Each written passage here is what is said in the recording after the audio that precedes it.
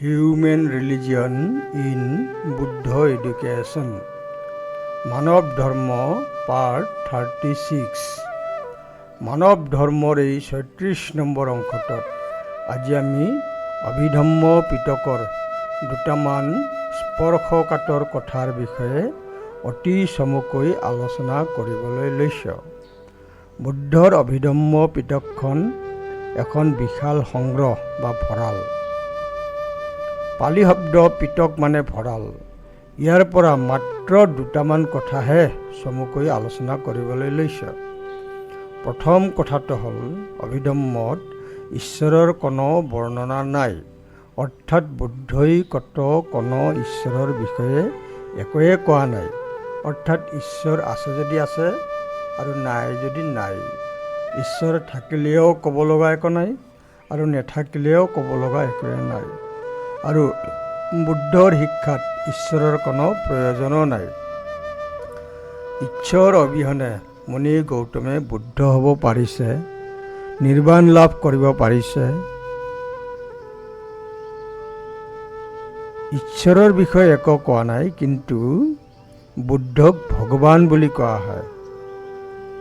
পিছে পালি বা বুদ্ধ সাহিত্যত ভগৱান শব্দটো ঈশ্বৰ অৰ্থত ব্যৱহাৰ নহয়।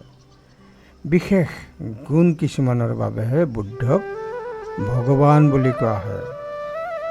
এই বিষয়ে আমি আগতে আলোচনা কৰিছোঁ। অৰ্থাৎ পালি ভাষাত ভগৱান শব্দৰ অৰ্থ বেলেগ, ঈশ্বৰ নহয়। সময়ৰ পৰিৱৰ্তনৰ লগে লগে পালি ভাষাৰ সম্পূৰ্ণ অৰ্থ কিছুমান সলনি হোৱা দেখা যায়। যেনেকৈ পালি ভাষাৰ শব্দ বিপাসনা ভাৱনা, এই শব্দটোৰ সম্পূৰ্ণ অৰ্থ বুজাবলৈ ইংৰাজী ভাষাত কোনো পৰিপূৰক শব্দ নাই। সেইবাবে বিপাসনা মেডিটেশ্যন বুলিয়ে কৈ থাকে। আচলতে মেডিটেশ্যন মানে গভীৰ মনোযোগ বা সমাধি মাত্ৰ। মনোযোগ, সমাধি, মেডিটেশ্যন। কিন্তু বিদৰ্শন ভাৱনা নহয়, বিপাসনা ভাৱনা এই শব্দটোৱে প্ৰকাশ কৰিব নোৱাৰে। আচলতে মেডিটেশ্যন মানে গভীৰ মনোযোগ বা সমাধি। সেইদৰে প্ৰণৱ্যবিকা শব্দৰ পৰিপূৰক অৰ্থ বুজাবলৈ কোনো বিশেষ শব্দ নাই বাবে ৰিবাৰ্ড বুলিয়ে কৈ থাকে। অভিধম্মত প্ৰণৱ্যবিকাৰ কথা পোৱা যায়। বিশেষকৈ দ্বিতীয় আৰ্য সত্য সূত্ৰটোত দুখৰ মূল কাৰণটোক বুজাবলৈ এইদৰে পোৱা যায়। ইদংখপন ভিক্ষৱে দুঃখ সমুদয়ং অৰিয়হচ্ছ য়ায়ং তন্হা প্ৰণৱ্যবিকা নন্দিৰাগ সহগতা তত্ৰ তত্ৰাভিনন্দিনী শ্ৰেয়থিদং কামতান্হা ভৱতান্হা বিভৱতান্হা। অৰ্থাৎ ইদংখপন ভিক্ষৱে, হে ভিক্ষুসকল,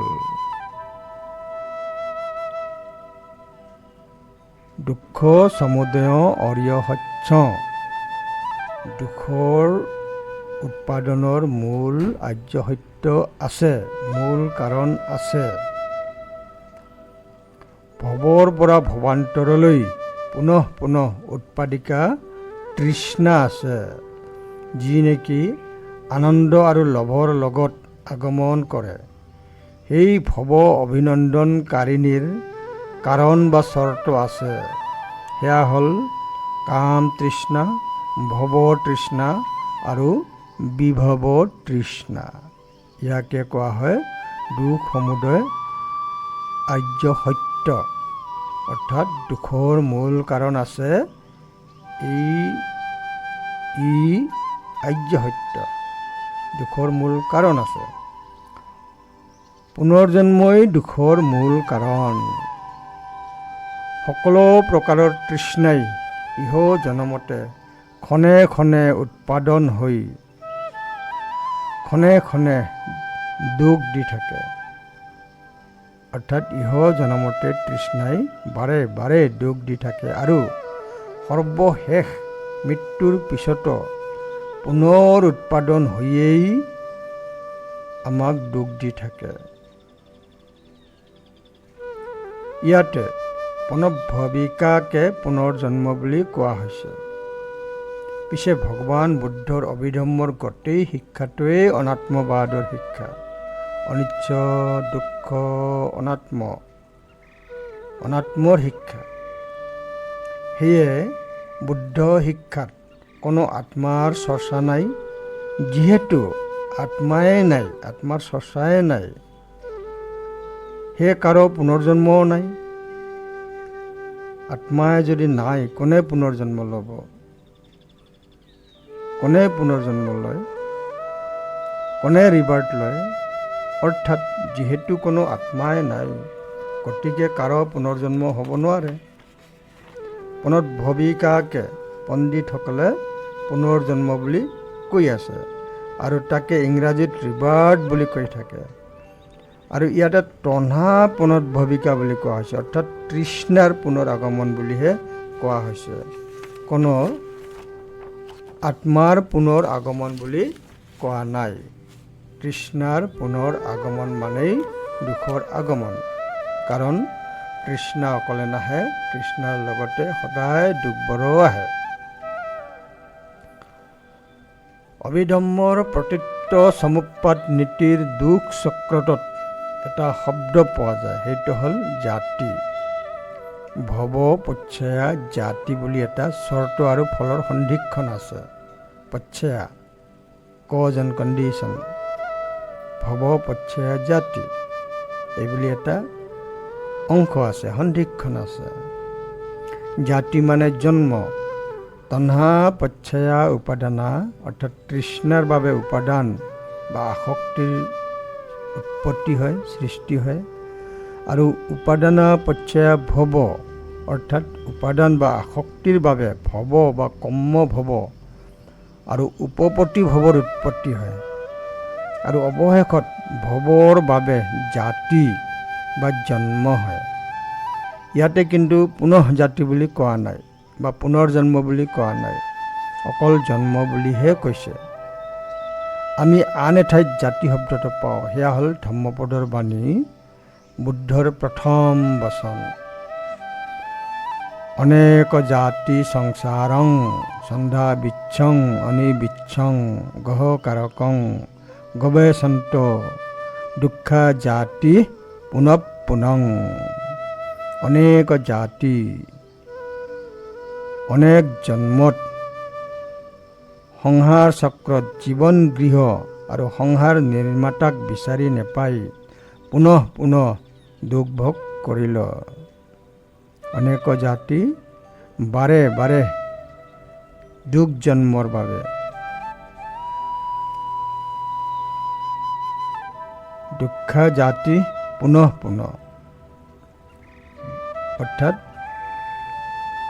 দুখৰ উৎপন্ন পুনঃ পুনঃ বাৰে বাৰে, আৰু সেয়ে বাৰে বাৰে দুখ ভোগ কৰিল, পুনঃ পুনঃ দুখ ভোগ কৰিল।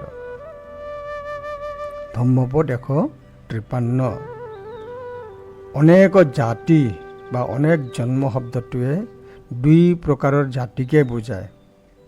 ইহ জনমতে প্ৰতি ক্ষণে ক্ষণে আমাৰ পঞ্চস্কন্ধৰ উৎপাত বৈ হৈ আছে বাবে বা আমাৰ ক্ষণে ক্ষণে জন্ম মৃত্যু হৈ আছে বাবে অনেক জাতি হ'ব পাৰে।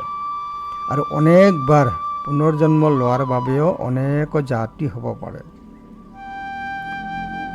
ধম্মপদত পোৱা যায় অট্টাহি অট্টানাথ কহি নাথ পৰস্যা অট্টনাব চৌদন্তে নাথং লভতি দুৰ্লভং। নিজেই নিজৰ নাথ, আশ্ৰয়দাতা, নিজেই নিজৰ গৰাকী, কৰ্মকৰ্তা, কৰ্মফল লওঁতা, পৰম মিত্ৰ। ধম্মপদ 160। ধম্মপদত কোনো আশ্ৰয়দাতা নাই বুলি কৈছে, নিজেই নিজৰ আশ্ৰয়দাতা, নিজৰ কৰ্মফলেই নিজৰ আশ্ৰয়দাতা, নিজেই নিজৰ নাথ। অট্টাহি অট্টা নাথ কহিনাথ পৰস্যা। ধম্মপদ 160। বুদ্ধ শিক্ষাত নিজেই নিজৰ গৰাকী, নাথ, কিন্তু অন্য ধৰ্মত অচিনাকি ঈশ্বৰজনহে গৰাকী। যেনেকৈ গীতাত ঈশ্বৰজনে নিজে কয় যে সকলো ধৰ্ম ত্যাগ কৰা আৰু মোৰ চৰণত শৰণ লোৱা, মইহে উদ্ধাৰকাৰী। সৰ্বধৰ্মং পৰিত্যাজ্যং মামেকং শৰণং ব্ৰজ, এই বুলি ঈশ্বৰে কয়। কিন্তু বুদ্ধই অত্যদীপ ভৱ বুলিহে কৈছে। ধম্মপদৰ অত্যাহী অত্যানাথ, নিজেই নিজৰ নাথ। অত্তা বা অত্যাহী শব্দটোৱে নিজকে বুজাইছে। সেইদৰে অত্তনা মানে নিজৰ, অত্তানঞ্চে বা নিজকে, অত্তানমেব মানে নিজকে বুলি কোৱা হৈছে। ইয়াতে নিজ মানে অভিধম্মৰ নাম আৰু ৰূপৰ অস্তিত্বক বুজাইছে। নিজ মানে এটা আত্মাক বুজোৱা নাই, নাম আৰু ৰূপৰ অস্তিত্বক বুজাইছে। নিজ মানে নিজৰ আত্মা নহয়, পৰিৱৰ্তনশীল সত্তাটোক বুজাইছে। আমাৰ সত্তাটো পৰিৱৰ্তনশীল, জীৱিতেন্দ্ৰিয়টো পৰিৱৰ্তনশীল, গতিশীল। কাৰণ অভিধম্মৰ শিক্ষাটো অনাত্মৰ শিক্ষা। অহং ভাৱটোকে মানুহে আত্মা বুলি ভাবে, এই কথাটো অভিধম্মই স্পষ্ট কৰি দিয়ে। অহং ভাৱটোকে মানুহে আত্মা বুলি ভাবে, এই কথাটো অভিধম্মই স্পষ্ট কৰি দিয়ে। বেদনা আৰু সংসাৰৰ বাবে সৃষ্টি হোৱা অহং ভাৱটোকে মানুহে আত্মা বুলি ভাবে। এতিয়া আমি মূল কথালৈ আহোঁ। বুদ্ধই সঁচাকৈ আত্মাৰ বিষয়ে একো কোৱা নাই নেকি? পুনৰ্জন্মৰ কথা একো কোৱা নাই নেকি? তৃষ্ণাৰ পুনৰ্ভবিকা বা পুনৰ উদ্ভৱটো পুনৰ্জন্ম নহয় নেকি? বা ভৱ পচ্ছয়া জাতিৰ অৰ্থটো পুনৰ্জন্ম নহয় নেকি? বা অনেক জাতি মানে বাৰে বাৰে পুনৰ্জন্ম নহয় নেকি? এইবোৰ প্ৰশ্নৰ সম্পূৰ্ণ উত্তৰ বিচাৰি আমি অভিধম্মৰ মূল শিক্ষাটোৰ মূল বিচাৰি যাব লাগিব। অভিধম্মৰ প্ৰাথমিক শিক্ষাটো হ'ল জীৱন্তৰ বিষয়ে বিজ্ঞান। জীৱন্ত নাম আৰু ৰূপ বুলি অভিহিত কৰা হৈছে। চূড়ান্ত বিজ্ঞান অভিধম্ম আল্টিমেট চায়েন্সত জীৱন্তক নাম আৰু ৰূপ বুলি অভিহিত কৰা হৈছে। ৰূপ মানে শৰীৰ, অৰ্থাৎ শৰীৰটো গঠনৰ উপাদানবোৰ, মূল ধাতুবোৰ, অংগ প্ৰত্যংগবোৰ, অণু পৰমাণুবোৰ, কলাপবোৰ আৰু ধাতুবোৰৰ গুণবোৰ, এইখিনিকে ৰূপ বুলি কোৱা হৈছে। আমি আগেয়ে বৰ্ণনা কৰিছোঁ যে শৰীৰটো কিছুমান ধাতুৰে গঠিত, যেনে পৃথিৱী ধাতু, জল ধাতু, অগ্নি ধাতু আৰু বায়ু ধাতু। ধাতু মানে কিন্তু পদাৰ্থ নহয়, গুণ। সেইবোৰ পদাৰ্থৰ অতি সূক্ষ্মতম পৰমাণু অৱস্থাত সেই গুণবোৰ লুকাই থাকে আৰু সেই গুণবোৰ আমাৰ শৰীৰত আছে, সেই ধাতুবোৰৰ গুণবোৰ আছে। আৰু কলাপবোৰক পৃথক কৰি ৰখাৰ বাবে আকাশ ধাতুক গণ্য হিচাপে ধৰি লোৱা হৈছে। নাম মানে মন, আৰু মন গঠনৰ উপাদানবোৰ হ'ল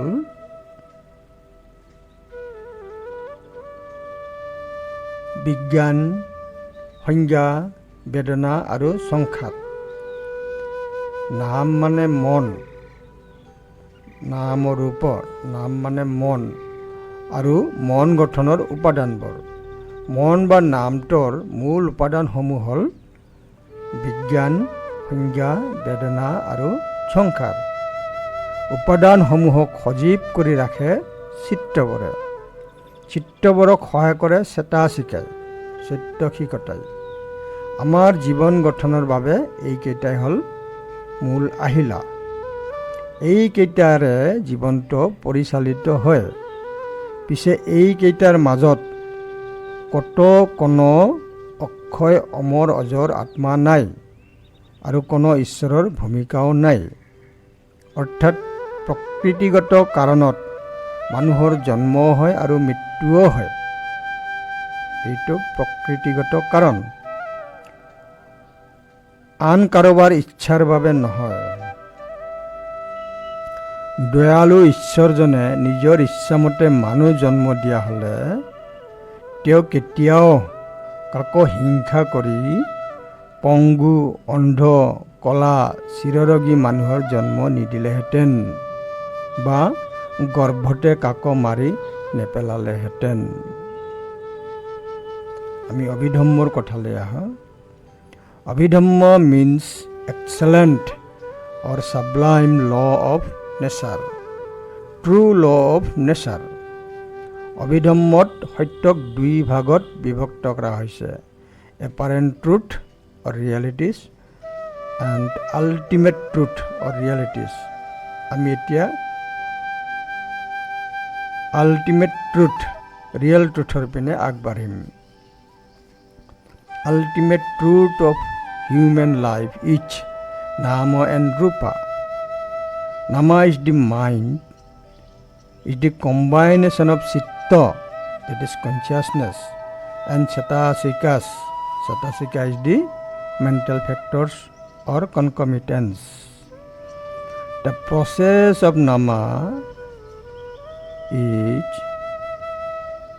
process of Vijnana, Sangha, Vedana and Sankhara. Because of mind consciousness and 6 organs consciousness, because of contact with external world, first consciousness arises as a primary condition.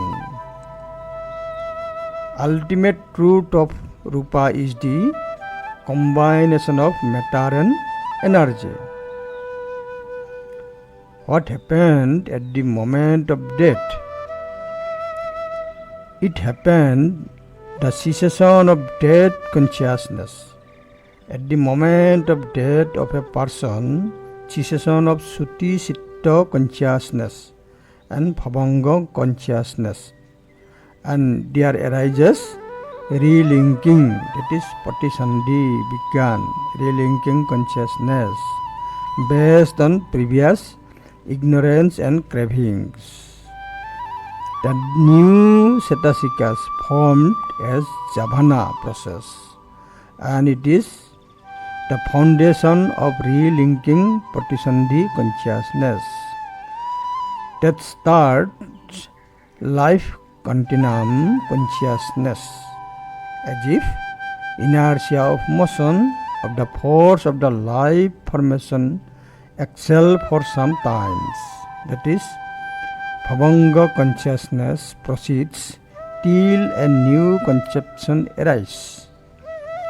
Worthiness of the Bhavanga consciousness, that is, concentration of cravings, will select the point of existence as per its purity of karmic force.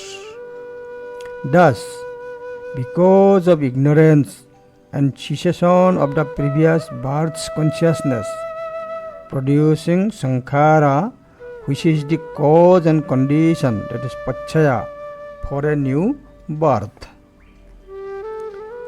The newborn required two things. One, biological seed from the parents. Next, mental seeds from the karmic force. The newborn is neither his parent nor his past life. It is just a new flame by the ignition only. We can light up thousands of candles by a flame of a single candle. Here the new flames are not the past flame, but a resultant of ignition based on cause and condition. It is a life formation process of nature. As there is fuel oil, wick and ignition, a new flame started naturally. It is not at all a rebirth of the previous candle. What happened in case of a newborn baby? The fetus, that is prune, in the mother's womb is formed by the combination of relinking consciousness with the sperm and ovum cells of the parents. In this relinking consciousness are latent all the past impression, cravings and characteristics of that particular individual life flux. This relinking consciousness is regarded as radiant pavasara of moral and immoral roots. Roots means the previous, last hatred, delusion, etc. At the Patisandhikal,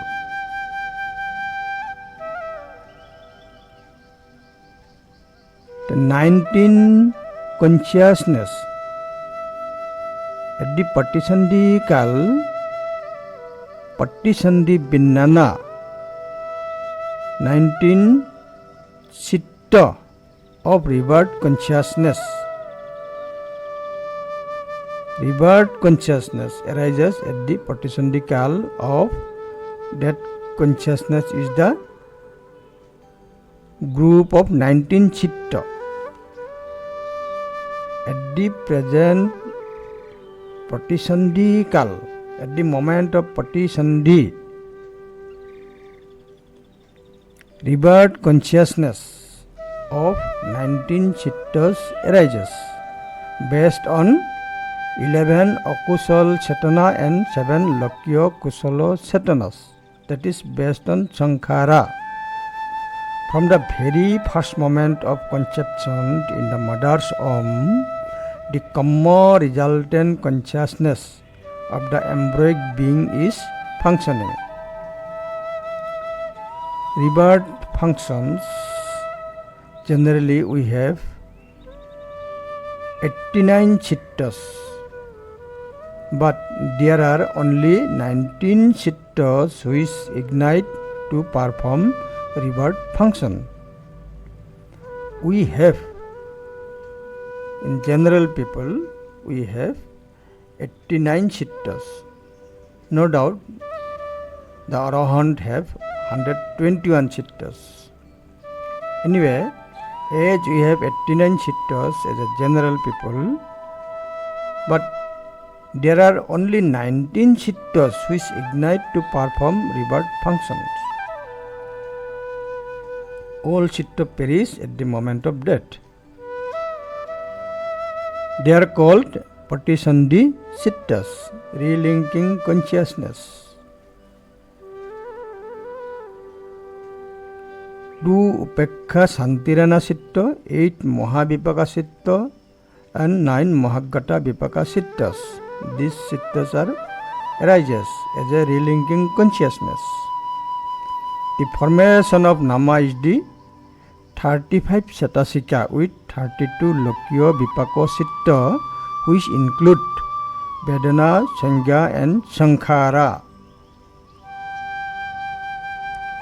Now, question arises, if there is really no Atma or soul, then who sees, hears, who tastes, who gets feeling, breathing, who gets sense, who gets hunger, who gets fear, think, memory, keeps logic, who takes decision, who gets pain, feeling, planning, and who moves our hands and legs, etc.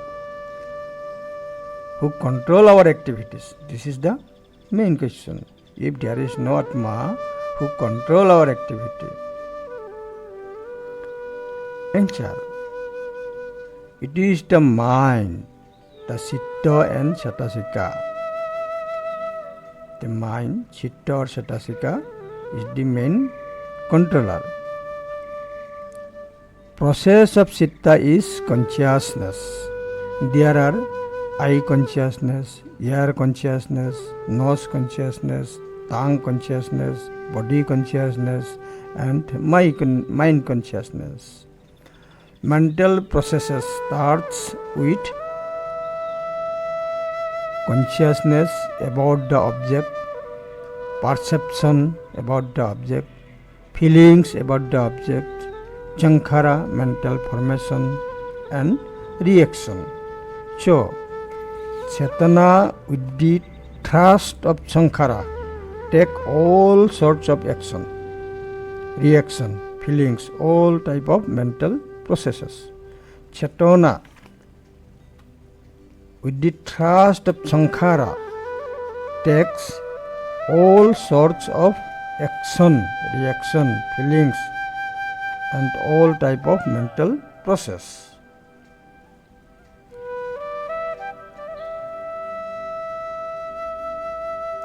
Sankhara, the main point, mental formation. What is sankhara? By sankhara means 29 types of wholesome and unwholesome chetanas. Sankhara means rebirth producing kamma, volition, kamma, formation. Sankhara, rebirth producing kamma, rebirth producing volition, অর্থাৎ karma formation. That is called sankhara. Reaction. That is the temporary end of a temporary phenomenon. By that is meant the extinction of psychic life, jivitendriya, heat, usma, tejodhatu, and consciousness, vijnana, of one individual in a particular existence. By that is meant that extinction of psychic life, jivitendriya, and heat, usma, tejodhatu, and consciousness, vijnana, of one individual in a particular existence. Extinction, numaija. But that is not the complete annihilation of a being. That is one place means another birth in another place, so long as the cause for the next life are not extinct. That in one place means birth in another place, another birth in another place. So long as the cause for the next life are not extinct, যেতিয়ালৈকে কাৰণ and condition থাকিব, cause and condition থাকিব, জন্মৰ তৃষ্ণাৰ cause and condition থাকিব, তেতিয়ালৈকে জন্মটো মৃত্যুটো হৈয়েই থাকিব. That in one place means another birth in another place, so long as the cause for the next life are not extinct. এতিয়া আশা কৰোঁ যদিও কথাবোৰ অতি সংক্ষেপে আলোচনা কৰা হৈছে, তথাপিও জন্ম মৃত্যুৰ চূড়ান্ত সত্যটো উপলব্ধি কৰিবলৈ অলপ সহজ হৈছে নিশ্চয়. অতি সহজ কথাত ক'বলৈ গ'লে মৃত্যুৰ পিছত আগৰ মানুহজনে কত পুনৰ্জন্ম লোৱাহি নাই, নলয়, ল'ব নোৱাৰে. তেওঁৰ 89টা চিত্তৰ পৰা মাত্ৰ 19টা চিত্ত, প্ৰতিসন্ধি চিত্তই 19টা চিত্তই প্ৰতিসন্ধি বিজ্ঞান ৰচনা কৰি নতুন সত্তাৰ জীৱনী শক্তিটো সৃষ্টিৰ বাবে সহায় কৰে, ইন্ধন যোগায়, ইগনিশ্যন যোগায়. ইমানেই. চিত্তবোৰ যিহেতু অতি ক্ষণস্থায়ী, ক্ষণভংগুৰ, গতিকে ক্ষণিক মুহূৰ্তৰ পিছতে সেই 19টা চিত্তও মৰহি যায়.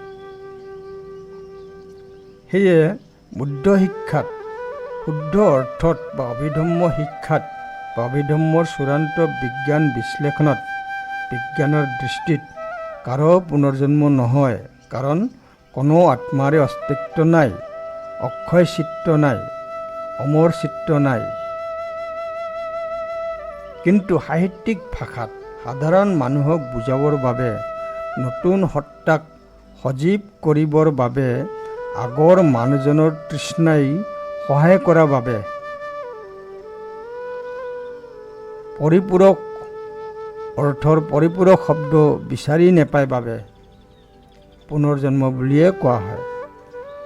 পিছে বৌদ্ধসকলৰ পুনৰ্জন্ম আৰু আন আন ধৰ্মৰ পুনৰ্জন্মৰ অৰ্থ একে নহয়, দুয়োটা অৰ্থ বেলেগ বেলেগ। মানুহৰ জন্ম মৃত্যুটো এটা বিজ্ঞানহে, বিজ্ঞানৰ অংশ। বিজ্ঞানভাৱেই জন্ম হয় আৰু বিজ্ঞানভাৱেই মৃত্যু হয়। গতিকে বিজ্ঞানক বিজ্ঞান ৰূপে জ্ঞাত হোৱাটোৱে উচিত। বিজ্ঞান মতে মানুহৰ কোনো এটা অক্ষয়, অমৰ, অজৰ আত্মা নাই, আৰু সেইটোকে বুদ্ধই ২৫০০ বছৰ আগতে ব্যাখ্যা কৰি গৈছে।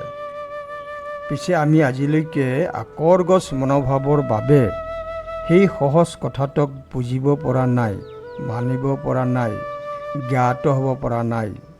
মিছাতে বেদনা আৰু সংসাৰৰ পৰা সৃষ্টি হোৱা অহং ভাৱটোকে আত্মা বুলি আকৰগছভাৱে খামুচি ধৰি আছো। অৰ্থাৎ বিজ্ঞানৰ ওচৰলৈ আমি যাব পৰা নাই আৰু কল্পনাৰ ৰাজ্যতে ওলমি আছো। কিন্তু যদিও অভিধম্য বা চূড়ান্ত বিজ্ঞান মতে আত্মাও নাই আৰু পুনৰ্জন্মও নাই বা নহয়, তথাপিও অতি সাধাৰণ মানুহক বুজাবৰ বাবে পুনৰ উদ্ভৱৰ সহায়ক হোৱাটোকে পুনৰ্জন্ম বুলিয়েই ব্যাখ্যা কৰা হয়। এইখিনিতে এটা অতি সাধাৰণ উদাহৰণ দিব পাৰি। কেৰাম বৰ্ড বা বিলিয়াৰ্ড খেলাত ষ্ট্ৰাইকাৰ বা লাঠিডালেৰে এটা গুটিত জোৰকৈ আঘাত কৰিলে ই গৈ আন এটা গুটিত আঘাত কৰে, সি গৈ আন এটা গুটিত আঘাত কৰে, আৰু বলবোৰে নিৰ্দিষ্ট গতিৰে নিৰ্দিষ্ট কোণেৰে দৌৰি থাকে। ইয়াতে আগৰ বলটোৱে পিছৰ বলটোক ঠেলিহে দিছে। আগৰ বলটো পিছৰ বলটোলৈ শক্তি ট্ৰেন্সফাৰ কৰিছে, আগৰ বলটোৰ শক্তিটো পিছৰ বলটোক ট্ৰেন্সফাৰ কৰিছে। সেইদৰে আগৰ মানুহজনৰ তৃষ্ণাই অৰ্থাৎ প্ৰতিসন্ধি বিজ্ঞানে আন এটা সত্তাক গতিশীলভাৱে জীৱন্ত কৰিবলৈ ইন্ধনহে যোগাইছে। সেইদৰে এটা চাকিৰ জুইৰে বহুতো চাকি জ্বলাব পাৰি। আগৰ চাকিটোৱে পিছৰ চাকিটো কিন্তু নহয়। আগৰ চাকিটোৱে পিছৰ চাকিবোৰক জ্বলিবলৈ সহায় কৰিছে। কি কৰিছে? ইগনিশ্যন দিছে, উত্তাপটো ৰেডি কৰি দিছে। কাৰণ পিছৰ চাকিবোৰতো তেল আৰু শলিতা ৰেডি হৈ আছে। অকল ইগনিশ্যনটো দিয়াৰ বাবে পিছৰ চাকিবোৰ জ্বলি গৈছে। এটা আমৰ গুটিৰে আন এজোপা গছ হ'ব পাৰে, পিছে আগৰ আম গছজোপাই পিছৰ আম গছজোপা নহয়। সেয়ে সাধাৰণ ধৰ্মৰ পুনৰ্জন্মৰ কল্পনাবোৰৰ লগত ই নিমিলে, কাৰণ অভিধম্মৰ শিক্ষাটো হ'ল বিজ্ঞান। ইয়াত কোনো অক্ষয়, অমৰ, অজৰ আত্মা নাই, আৰু আন ধৰ্মৰ শিক্ষাবোৰ হ'ল আত্মা, পৰমাত্মা, ঈশ্বৰৰ বিষয়ে চিন্তা বা বিশ্বাস বা ভক্তিমূলক দৰ্শন। এই ধৰ্মবোৰৰ মতে আত্মাৰ মৰণ নাই, গতিকে মানুহজন মৰিলেও তেওঁৰ আত্মাটো নমৰে আৰু আন এটা শৰীৰত গৈ এই আত্মাই পুনৰ্জন্ম লয়। এইবোৰ সাম্প্ৰদায়িক ধৰ্মবোৰৰ দৰ্শন। বৈজ্ঞানিক ভিত্তি নোহোৱা এইবোৰ কাল্পনিক তথা অনুমানিক বা ৰঙীন বিশ্বাসৰ জালত পৰি আমি প্ৰকৃতিৰ প্ৰকৃত বিজ্ঞানৰ ধৰ্ম বা মানৱ ধৰ্মৰ পথটো বিচাৰি পোৱা নাই। বৈজ্ঞানিক ভিত্তি নোহোৱা এনেকুৱা কাল্পনিক বা অনুমানিক বা ৰঙীন বিশ্বাসৰ জালত পৰি আমি প্ৰকৃতিৰ প্ৰকৃত বিজ্ঞানৰ ধৰ্ম বা মানৱ ধৰ্মৰ পথটো বিচাৰি পোৱা নাই। জন্মৰে পৰা বংশানুক্ৰমিকভাৱে পালন কৰি অহা বাবে দেৱ দেৱী বা ঈশ্বৰৰ আত্মা পৰমাত্মাক হঠাতে ত্যাগ কৰিব পৰাটো, নিজৰ জন্মগত ধৰ্মটোক ত্যাগ কৰিব পৰাটো সত্যৰূপে বুজিলেও মানি লোৱাটো অতি জটিল হৈ পৰে। যেন পশ্চিম ফালে দৌৰি থকাজনক হঠাতে পূবফালে দৌৰিবলৈ ক'লে তেওঁ গতিশীল অৱস্থাত ঘূৰিব নোৱাৰিব। তেওঁৰ গতি কমাব লাগিব, অৱশেষত ঘূৰিব লাগিব আৰু তেতিয়াহে পূব দিশত খোজ দিব পাৰিব আৰু তেতিয়াহে পূব দিশত দৌৰিব পাৰিব। বিশেষকৈ বয়সস্থসকলৰ বাবে এইটো অতি জটিল হ'ব। শুকান কাঠ বা বাঁহ ভাঁজ নালাগে, ফাটি যায়, কিন্তু কুমলীয়া বাঁহ ভাঁজ লাগে। সেইদৰে যাৰ বিবেক শুকাই যোৱা নাই তেওঁহে বিজ্ঞানক গ্ৰহণ কৰিব পাৰিব, বিজ্ঞানক প্ৰমাণ কৰি চাব পাৰিব। সমস্যাটো ইয়াতেই। উদাহৰণস্বৰূপে কৃপণ বুঢ়াজনক দানৰ মহত্ব বুজালেও তেওঁ দান কৰিব নোৱাৰিব, বৰকৈ কষ্ট পাব। মহাস্বাৰ্থপৰ এজনক ত্যাগ দয়া কৰোণাৰ মহত্ব বুজালেও তেওঁ একোকেই নুবুজিব। লোভীয়া বুঢ়াজনক শীল বা সংযমৰ মহত্ব বুজালেও একোকেই নুবুজিব। সেইদৰে অন্ধবিশ্বাসীজনক প্ৰকৃত জ্ঞান বিজ্ঞানৰ কথা ক'লেও অলপো বুজি নাপাব, কাৰণ তেওঁ নিজস্ব সাম্প্ৰদায়িক ধৰ্মত অকল ভক্তি আৰু বিশ্বাসকে ধৰ্ম বুলি মানি আহিছে, গোটেই জীৱনটোৱেই মানি আহিছে। নিয়ম নীতিবোৰকে ধৰ্ম বুলি মানি আহিছে। সমাজৰ বেছিভাগ মানুহে যি ফালেৰে গৈছে তেওঁ সেইফালেৰে দৌৰিছে। সেয়ে যুক্তিশীল বিবেকৰ বিকাশ নহ'লে পানীৰে পৰিপূৰ্ণ কলহত গাখীৰ ঢালি দিয়া যেনহে হ'ব। কিন্তু প্ৰকৃতিৰ বিজ্ঞান সত্য, সনাতন, চূড়ান্ত, এই বিজ্ঞানটোৱে প্ৰকৃতিৰ ধৰ্মটোৱেই প্ৰকৃততে মানৱ ধৰ্ম, পৰম সুখময় ধৰ্ম। প্ৰকৃতিৰ পৰম সুখময় ধৰ্মটোৱেই মানৱ ধৰ্ম। বৈজ্ঞানিক ধৰ্ম পালন কৰি সকলোৱে বিকশিত হওক, সকলোৱে দুখমুক্ত হওক, সকলোৱে ঊৰ্ধ্বগামী হওক, সকলো প্ৰাণীয়ে সুখী হওক। আমাৰ এটি বিশেষ অনুৰোধ, আমি কেতিয়াও কাকো হেয়জ্ঞান কৰিব বিচৰা নাই, কাৰো মনত অলপো আঘাত দিব বিচৰা নাই। অকল সত্য অন্বেষণৰ বাবে বিজ্ঞানৰ দৃষ্টিৰে প্ৰতিটো অংশতে তুলনামূলকভাৱে অলপমান আলোচনাহে কৰা হৈছে। ইয়াতে হয়তো কাৰোবাৰ মনত আঘাত লাগিবও পাৰে। সেয়ে সকলোৰে ওচৰত আমি ক্ষমা বিচাৰিলোঁ, সকলোৱে ক্ষমা কৰে যেন। মানৱ ধৰ্মৰ এই ৩৬ নম্বৰ অংশটোৰ আজিলৈ ইমানতে সামৰণি মৰা হ'ল। লগতে বুদ্ধ শিক্ষাৰ মাজতে মানৱ ধৰ্মৰ মূল অংকুৰ লুকাই আছে, অৰ্থাৎ বুদ্ধ শিক্ষাই মানৱ ধৰ্মৰ মূল ভেটি, সেই বিষয়ৰ আলোচনাৰো অন্ত কৰিলোঁ। ভৱতু সৰ্ব মংগলম। সকলো প্ৰাণী সুখী হওক।